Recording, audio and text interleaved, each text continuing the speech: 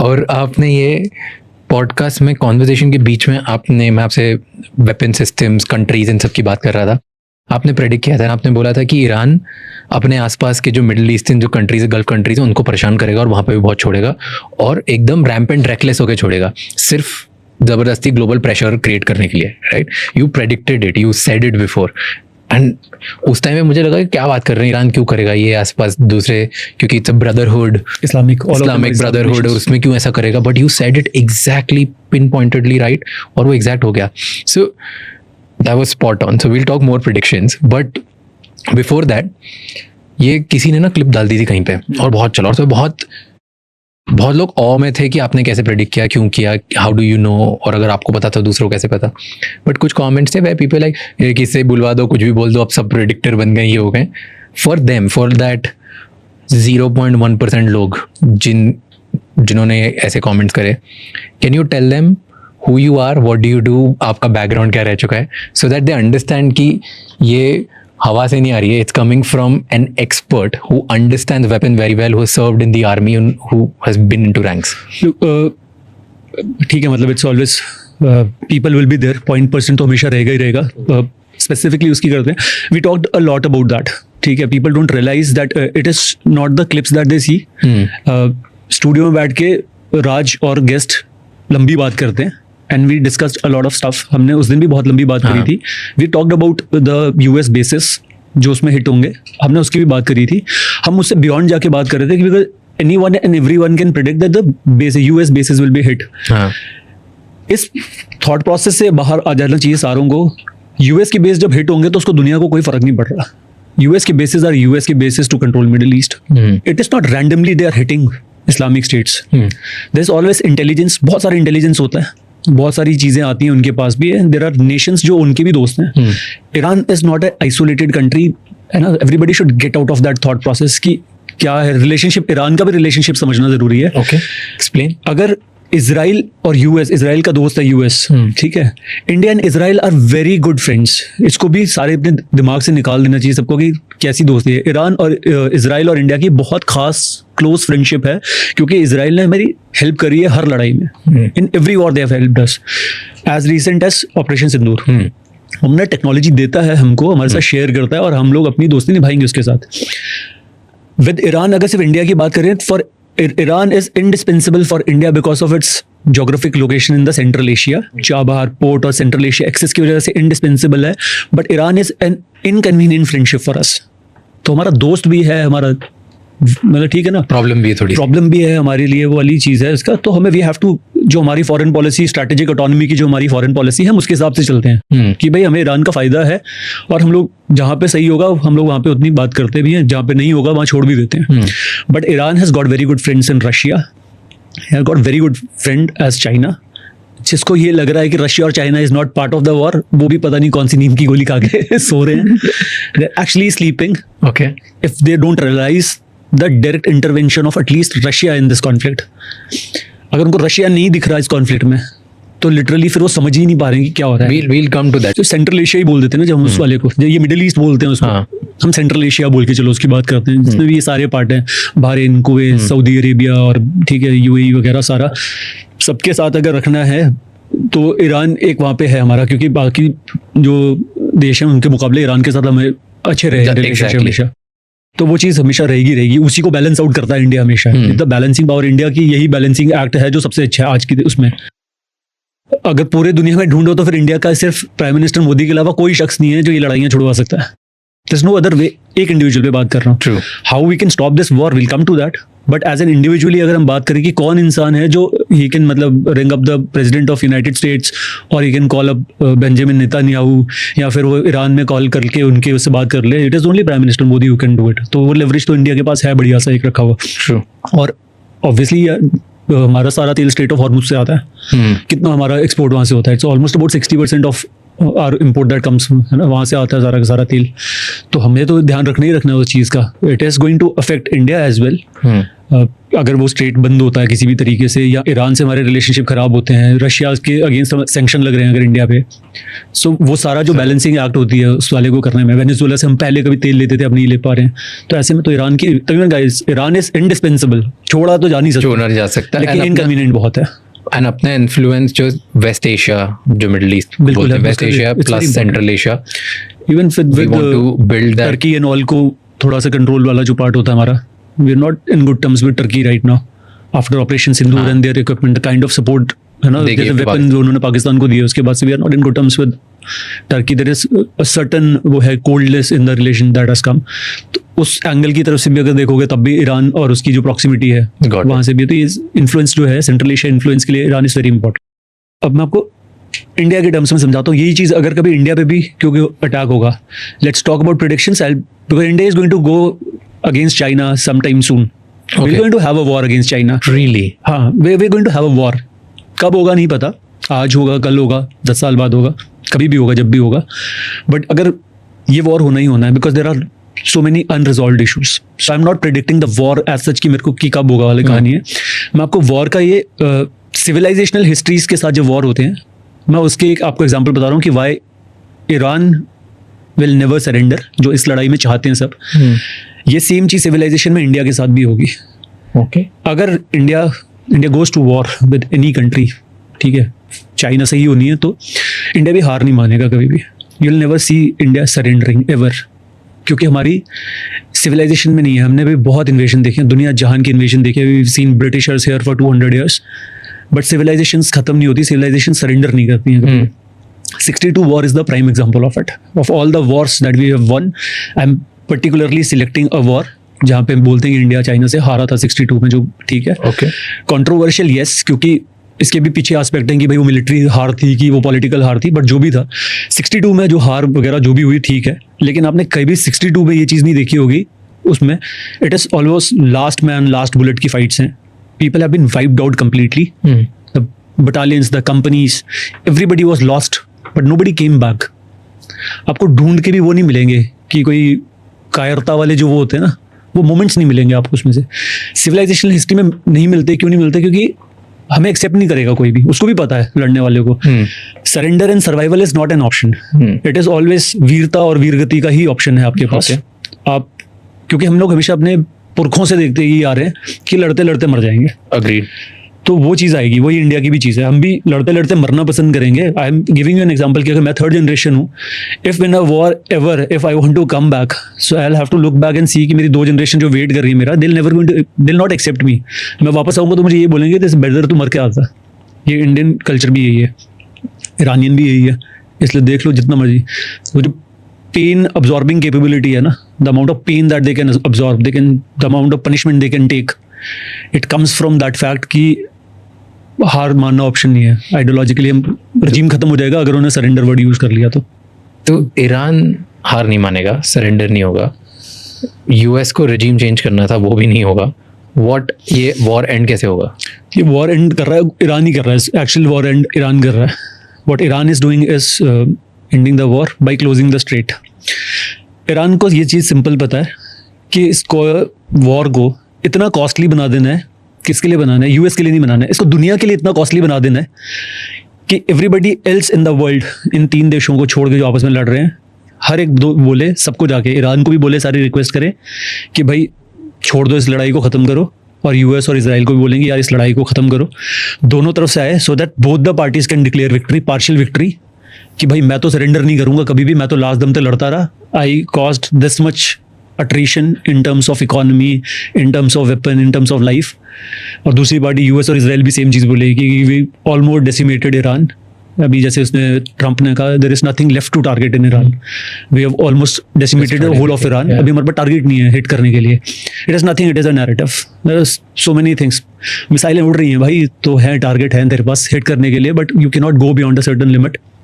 इसके बियॉन्ड जाएगा तो कॉस्ट इतनी ज़्यादा है, will discuss the cost as well. इतनी तो कॉस्ट है यार हर चीज़ की, तो कॉस्ट भी बढ़ गई और ईरान इस कॉस्ट को बढ़ाता रहेगा, बढ़ाएगा तो दुनिया को बंद कराना है। तो एक्सप्लेन द कॉस्ट एसिमेट्री दोनों के बीच में।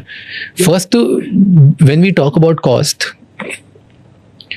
व्हाई यूएस इसको पूरी तरीके से डिसिमेट करके कॉस्ट बेयर नहीं कर सकता, because what I know Iran की मिलिट्री का budget is about $25 to $30 billion. US की मिलिट्री का annual budget is more than $800 billion. Almost $1 trillion. And तो वो इतने ज़्यादा एडवांटेज पे है. Technologically they are advanced, financially they are more advance, global power wise they are more advance, they have more basis. सब चीज़ें होने के बाद भी ईरान अपने छोटे से $25-30 बिलियन के बजट से इतनी सी एक जगह से इतना डैमेज क्रिएट कर पा रहा है. What is the cost, what are the strategies जो ईरान यूज़ कर रहा है against them? When two such disproportionate powers, बहुत बड़ा डिस्प्रपोर्शन जब होता है पावर्स का, जब वो आपस में लड़ती हैं, तो जो प्रपोर्शन में बड़ा होता है, जो सुपीरियर होता है, दे गो फॉर कन्वेंशनल वॉरफेयर. ठीक है, conventional warfare is use of air assets, naval assets, ground assets. वो एसेट हैवी होके फाइट करता है उसको. जो इस प्रपोर्शन में नीचे होता है, जो इंफीरियर वो होती है, पार्टी होती है इस चीज़ की, they always go for asymmetric warfare. What is asymmetric warfare? Asymmetric warfare में है use of low and equipments, low and drones. अब ईरान की जो स्ट्रैटेजी इस टाइम पे है पूरी की पूरी, वो सारा इसके ऊपर है. We discussed about missiles last time also. The plethora of missiles that they have is just huge. बहुत मिसाइल्स हमने पिछली बार कहा था, देख लिया इस बार हमने, क्योंकि बहुत मिसाइल है. ठीक है, कुछ कोई खड़े होकर कह देगा ठीक है मतलब गॉट अ फाइनाइट नंबर, चलो बहुत मान लेते हैं 3,000-4,000 पकड़ लेते हैं, पर 3,000-4,000 missile is not a smallest number भाई. 3,000-4,000 मिसाइल का मतलब है दिन की अगर वो 100 मिसाइल भी चलाएगा तो 30 दिन चलता है war. 30 days is not a small war. True.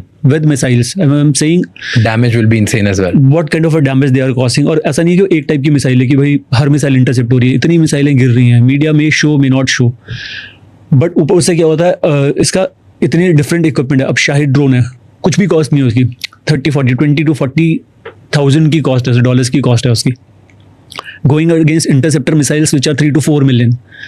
C the difference, 100 times का डिफरेंस आ रहा है सीधे सीधे उसमें. मोर देन 100 times का डिफरेंस आ रहा है, 1000 times का डिफरेंस आ रहा है कॉस्ट में. तो ये सेइंग ईरान एक ड्रोन छोड़ता है, ईरान एक ड्रोन नहीं छोड़ेगा. I am saying just like एक ड्रोन अगर वो छोड़ता है विद अ मिसाइल, शायद ड्रोन, तो एक वो सुसाइड ड्रोन, कमाकाजी ड्रोन. हाँ, तो एक ड्रोन ईरान छोड़ता है विच इज मान लो 30-40 लाख का. उसके अगेंस्ट जो उस एक ड्रोन को रोकने के लिए एक इंटरसेप्टर जो लगता है $4 million की एक इंटरसेप्टर, तो that is somewhere around 32-35 crore के आसपास. और हमेशा ये लॉजिक रहेगा कि for every incoming projectile they have to fire at least 2 interceptors. तो एक इंटरसेप्टर भी नहीं है, तो 2 इंटरसेप्टर. 30-40 लाख के ड्रोन को रोकने के लिए 70-80 करोड़ रुपए यूएस को खर्चा करना पड़ रहा है. दिस इज अभी ऑलरेडी ये हो रहा है. मतलब the daily war cost is in $1 billion. मतलब यूएस का $1 billion है, around $1 billion is for Israel every day. In a week they have puffed up about first 100 hours में they have puffed up about $7 to $8 billion. इस तरीके की cost चल रही है. So insane amount of money is getting, वो है. इसीलिए है कि अब ये अट्रिशन जो कॉस्ट हो रहा है, ये तो कहीं ना कहीं तो आएगा ना. वी कैन से कि it is a very big, मतलब इतने $1 trillion की इकॉनमी है, ठीक है भाई. फिर हमें सारी टर्म्स को लेके आना पड़ेगा. And it is not only the weapons that are getting use. Weapons की ही सिर्फ कॉस्ट नहीं है, नेवल फ्लीट है, 2 कैरियर ग्रुप्स वहाँ पे गए हुए हैं, स्ट्राइक कैरियर ग्रुप्स गए हुए हैं वहाँ पे. उनको डेली यार उनका तेल का खर्चा ही जो है वो $1 million का खर्चा है. सिर्फ वो इंजन्स और जनरेटर्स ऑन रखना, वो मिसाइल्स ऑन रखना, वो रडार्स को ऑन रखना सारा टाइम, रडार्स की मेंटेनेंस करना, जो इतना इलेक्ट्रॉनिक वॉरफेयर चल रहा है वहाँ पे, उस सारे को मेंटेन करना, सस्टेन करना. It a lot of money that is being puffed up. But is US not using then low cost drones? Looks they are also using it. अच्छा, इसकी क्या है, ड्रोन का बड़ा कहानी क्या होगी. अब ड्रोन से हम Russia, we have to bring in Russia here. Russia has to come in, because सिर्फ ड्रोन होना एक कहानी नहीं है. ड्रोन को आपको टैक्टिकली और स्ट्रैटेजिकली यूज़ कैसे करना है वो भी एक कहानी है. ये कहानियाँ किसकी अच्छी होंगी? जिनके पास एक्सपीरियंस है. Russia and Ukraine are fighting a war since Feb of 2022. It's been 4 years. They have used a lot of drones against one another. Both of them are crewed up in tactically using drones. Drones का सिर्फ ये use नहीं है कि उसको भेजना है और वो गिरे और कुछ जगह पे नुकसान हो जाए.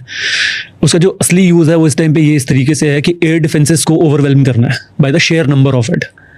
So that when a ballistic missile is fired, तो एयर डिफेंसेस ballistic missile लेना रोक पाए, आपके drones में engage हो जाए. This is the kind of tactics which is employed by Russia and Ukraine, both of them. Russians are giving those tactical advice to Iran. Is now known, they don't accept it, but ठीक है, हर military mind को ये चीज़ पता है.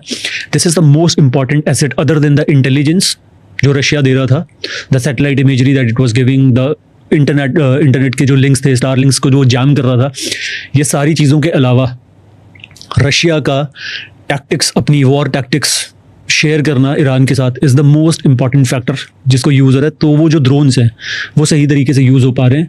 Ukraine has offered the similar kind of help to US कि भाई हम बताते हैं तुमको कि रशिया नहीं कि हम कैसे यूज़ कर रहे हैं, because Ukraine did some of the very very good operations, drone operations were conducted by Ukraine against Russia. क्या किया?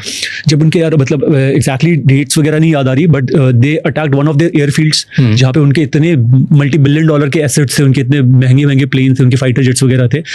दे डिस्ट्रॉयड इट और उन्होंने स्मगल करे अपने drone in a truck into Russia, into the vicinity of that airfield. और वो तो ये भी नहीं थे, शाहिद जैसे भी नहीं थे, वो तो छोटे छोटे ड्रोन थे, क्वाडकॉप्टर्स थे, बिल्कुल ही मतलब सस्ते वाले, जो 2-4 लाख 5 लाख टाइप वाले जो ड्रोन होते हैं वो थे। And they destroyed that airfield. उसके you search it, you'll find it, that news.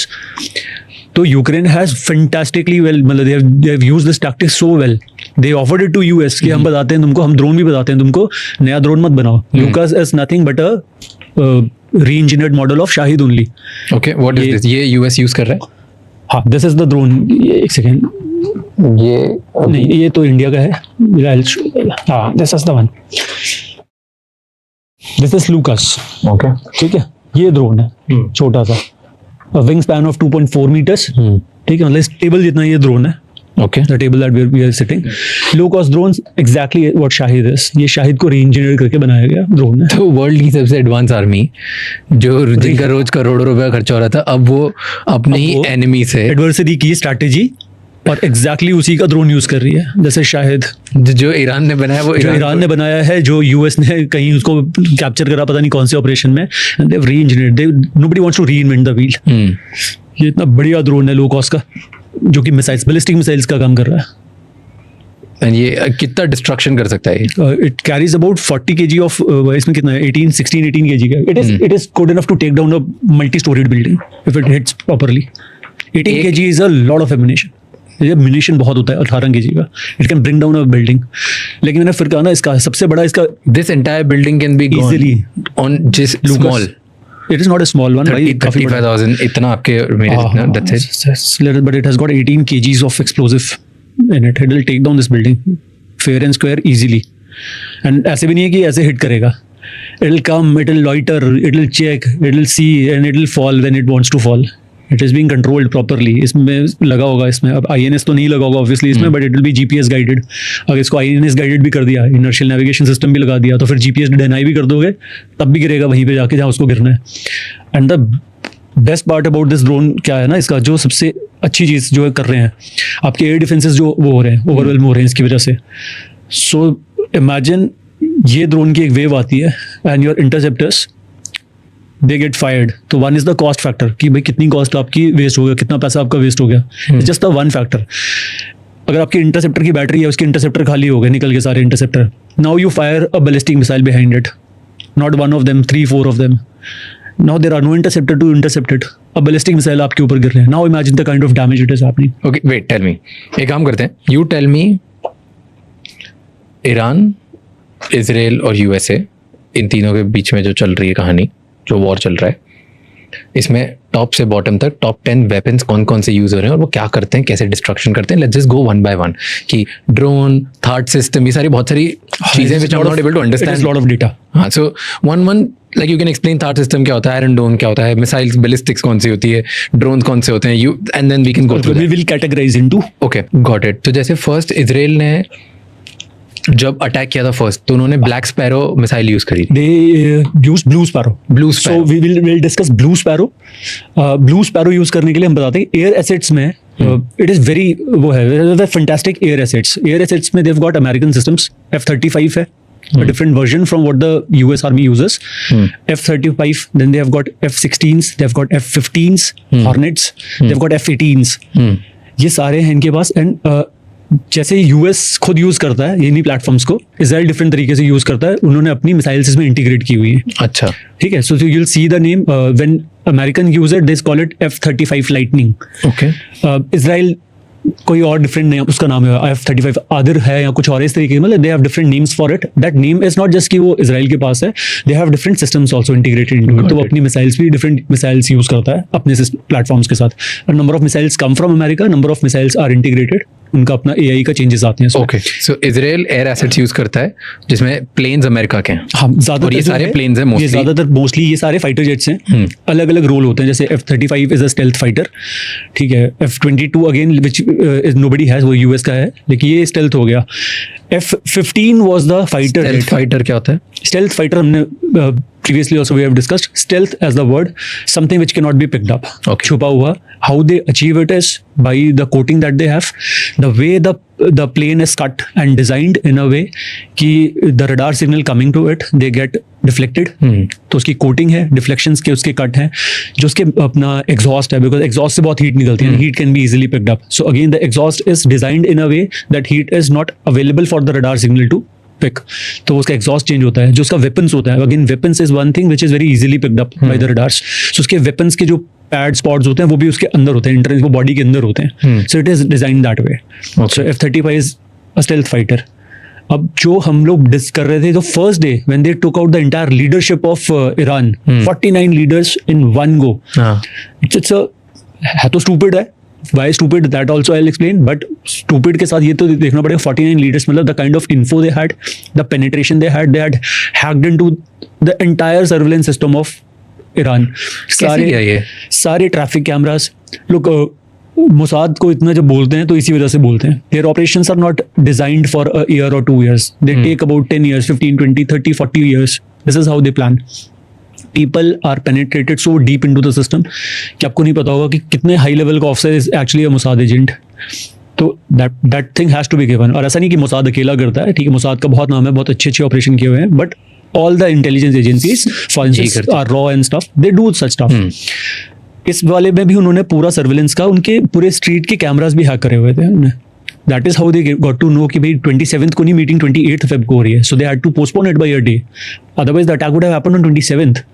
They got to know that they are meeting on 28th and they took down the entire leadership. 49 leaders, including the supreme leader, was killed with one strike. That strike happened. That weapon that they had used was a Blue Arrow weapon system that we're talking. Blue Arrow is the platform used to launch that was F-15 fighter jet was the platform that was used. F-15 fighter jet से Blue Sparrow उन्होंने launch कर. Blue Sparrow is Blue Sparrow क्या है? Blue Sparrow is kind of a ballistic missile. It is called a target. It's a air launched, मतलब ये air से platform से चलने वाला. It's a ballistic target missile. The word target is the catch in between, क्योंकि इसको जिस role में यूज करा उस रोल में यूज नहीं करते हैं जनरली. Ballistic missiles होती हैं which follow a parabolic trajectory. ठीक है, वो 3 फेज में एक बैलिस्टिक मिसाइल चलती है. उसका फिक्स ट्रेजेक्टरी होती है कि वो पहले उसमें जब उसको इनिशियल प्रोपल्शन मिलेगा, जो उसका पहला वाला पार्ट होगा उसमें, तो वो लॉन्च होगी एक पर्टिकुलर आर्क में. ठीक है, फिर it will cross into the space, फिर वो स्पेस में ग्लाइड करेगी and then it will fall with a terminal velocity. ठीक है, तो मिड कोर्स में वो ग्लाइड करती है, टर्मिनल फेज में वो मार्क जो है, मतलब जनरली Mach 5 हाइपरसोनिक स्पीड्स में गिरती है. Hypersonic is Mach 5. Mach 1 is the speed of sound. तो generally they are beyond Mach 10 also. Hypersonic is Mach 5 से ज्यादा is hypersonic. Mach 1 is speed of sound. Mach 5 is hypersonic. And generally when they enter in the third phase ballistic missiles, they are 10, 15, 20 Machs पे. मतलब उसकी speed इतनी ज्यादा होती है उस टाइम पे. ये ऐसे लॉन्च होगी, ये ऐसे गिरती है, ये पैराबोला बना के वो नीचे गिरती है. ठीक है, ये फिक्स्ड होता है पैराबोलिक पाथ जो है उसका. When you say ballistic target missile, that means these missiles are used to, जो एनिमी का जो बैलिस्टिक मिसाइल की जो ट्रेजेक्टरी है उसको ये एक नकल करने के लिए, उसका कॉपी करने के लिए इसको मिसाइल को यूज करते हैं, so that your air defence systems उनको आप ट्रेन कर सको. सो जो ये ब्लू एरो वर्ड है, there are 3 systems. Black arrow जो कम रेंज का है, ब्लू एरो जो मीडियम रेंज का 2000 किलोमीटर तक का है, और एक और है सिल्वर स्पैरो. इनके ये 3 सिस्टम है. जो इनका एरो डिफेंस सिस्टम है, जो इनका एयर डिफेंस सिस्टम है एरो, जो ये लोग करते हैं अपना आयरन डोम जिससे बनता है तीनों, एरो से डेविड स्लिंग ये वाला जो पार्ट है, उसमें जो एरो वाला एयर डिफेंस सिस्टम है उसको ट्रेन करने के लिए इन मिसाइल्स को यूज करते हैं लोग. It copies the part of, if I am not wrong, Sejjil करके जो उनकी मिसाइल है. जनरली आप सेजिल पकड़ लो, खुरमशहर पकड़ लो, या फिर आप खैबर शेखन पकड़ लो. ये जो मेन मिसाइल्स हैं उनकी, जो मीडियम रेंज बैलिस्टिक मिसाइल है इनके, ईरान के, ये इनकी पाथ को डिपिक्ट करने के लिए और अपने डिफेंस सिस्टम को उस पर ट्रेन करने के लिए यूज करते थे. ठीक है, दिस मिसाइल खुद के ही डमी बना रखी थी मिसाइल्स, खुद को ट्रेन करने. हाँ, मतलब ये जैसे इंडिया के पास पृथ्वी है, अब अपने एयर डिफेंस को भी बैलिस्टिक मिसाइल की ट्रेनिंग देनी है आपने कि हमारा एयर डिफेंस सिस्टम और ज्यादा अच्छा हो और अच्छे से बैलिस्टिक मिसाइल को पकड़ सके, क्योंकि बैलिस्टिक मिसाइल पकड़नी है तो फर्स्ट फेज में आप पकड़ सकते हो. Once they have entered the terminal phase the speed is so high कि it's very difficult to then catch. पकड़ने का आसानी बस इतना है कि उसका एक जो कोर्स है वो आपका फिक्स है. ठीक है. तो उस कोर्स को ऊपर अपने एयर डिफेंस सिस्टम को ट्रेन करने के लिए आप ये टारगेट बैलिस्टिक मिसाइल्स का यूज करते हो.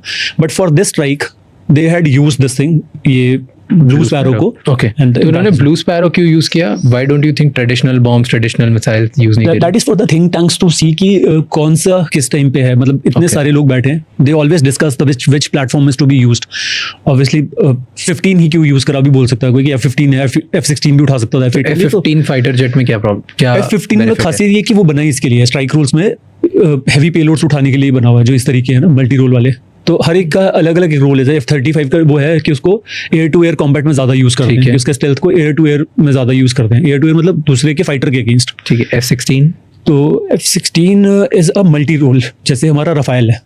इस जनरली वैसे वाला मल्टी रोल वाले में कि आपको स्ट्राइक भी करना है, लॉन्च भी करना है कहीं पे, और एयर टू एयर कॉम्बैट भी करना है. मल्टीपल रोल्स में यूज. और F-15 लॉन्च करने के लिए generally for these kind of weapons to deliver such weapons. Okay. So blue sparrow missile use करी उन्होंने. हां, blue from F-15. Okay. So Israel is really good with air assets. Air assets and air defence assets हम कहते हैं, but air defence then if we talk about air defence तो जो उनका famous iron डोम है.